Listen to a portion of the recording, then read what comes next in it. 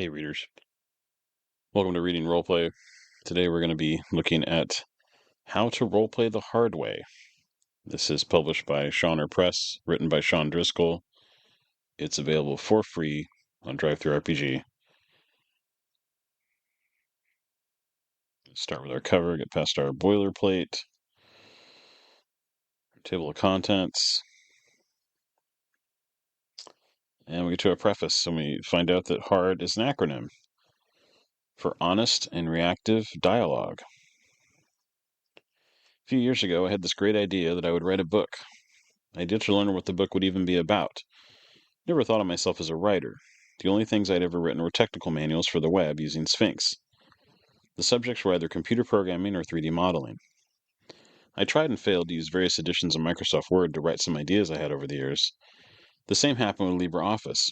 I couldn't get myself motivated. Of course, I blamed the graphical and user interfaces of these programs, and I didn't know the term distraction-free, which would have helped me get started on any writing at that time. So then what happened? A week before I started typing this sentence, I was sitting in as a guest on a Legion of Myth live stream that Max Lau was hosting in StreamYard. I was explaining how I roleplay in my tabletop roleplay game sessions for the umpteenth time for somebody either on the panel or in the live chat when it dawned on me that I really should write a book or something on my style of roleplay, so I don't have to explain it over and over anymore to anyone. That was when I found Scrivener. It was easy to learn, easy to use. I could stay focused without distractions while writing. Who this book is for? People who are roleplay curious. Maybe they are tired of the more gamey feel that rolling dice presents. To some, role-playing a character generally sounds more interesting to try and learn more about. Existing players, who want to advance their roleplay level or vet the right players for the next game session, will find the hard way much more rewarding. This book gives the reader a running head start on roleplaying. It can be used as a teaching tool to inspire or encourage other players who wish to tackle roleplaying in their game sessions. Enjoy the quest. Who this book is not for. People who have played D&D for years or decades that have developed habits incompatible with role-playing a character. This book will only be an enigma to them. Materials needed. A role-playing game that has a unified skill-based system and uses a quick dice roll mechanic. Mongoose Traveler 2nd Edition is recommended as a game system for role-playing the hard way. If a different role-playing game system is used, ensure it is skill-based and uses a task's difficulty level as the target number to roll for. Changes to some in-character hard roleplay in this book will be needed to match the game system's minor differences. There's a $1 version of the rules called Mongoose Traveler Explorers Edition. It's a great introduction to those new to roleplay. Practice. 30 minutes of roleplaying the hard way is a good time for players to practice their characters in scenes. Players new to roleplaying will pick things up more quicker than players in the tabletop roleplaying game hobby for years. After 30 minutes, the players should all take a break from the practice roleplay session. They should talk about whether or not a scene was understood, and how it was meant to be understood. All the players should give each other feedback on where improvements and refinements can be made. They should do more practice sessions and try out different scenes and settings. The best practice is to roleplay one-on-one with someone who has a 30-minute scene ready and knows the hard way. Terms used in this book.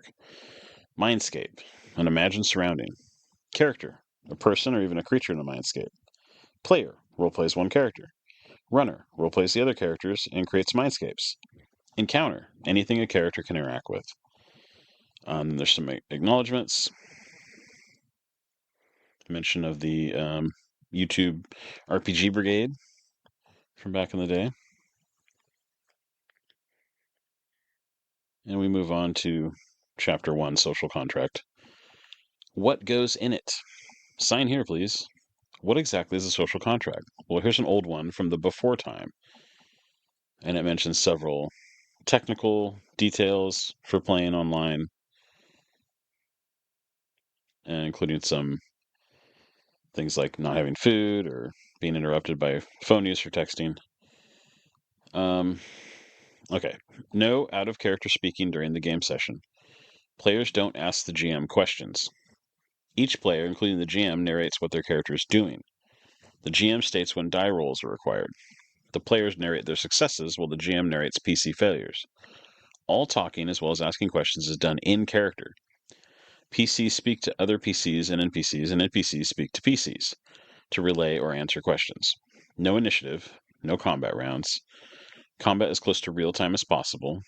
Action is cinematic style. Characters are allowed to move at the speed of their player's narration. No narration means no action taken by that player's character. They are sitting or standing.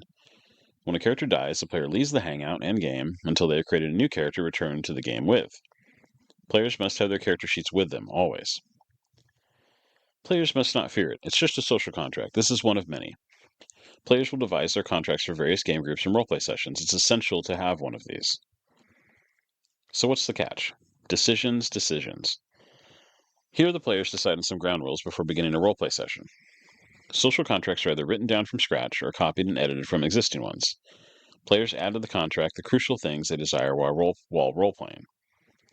Typically, the contract will contain items that will stay the same for a game session. Players that don't agree to a contract don't participate in a game. Social contracts help keep the players all on the same page, as it were, regarding ground rules for role-playing a game session.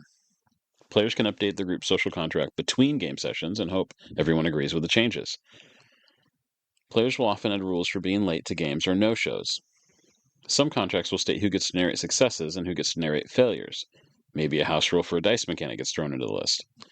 The other players might tell the person running the game that there can be no horrific twist endings for their game sessions, which also gets noted in the contract. Then there's the usual stuff, such as no ultraviolence, none whatsoever, and for any sex scenes, fade to black. If all the players know each other, such items can be left off the list as they are already agreed upon. Social contracts are vital for spectacular roleplay at the game table. And that completes the prelude and Chapter 1, and we will get into Chapter 2 in the next video. Thanks for listening.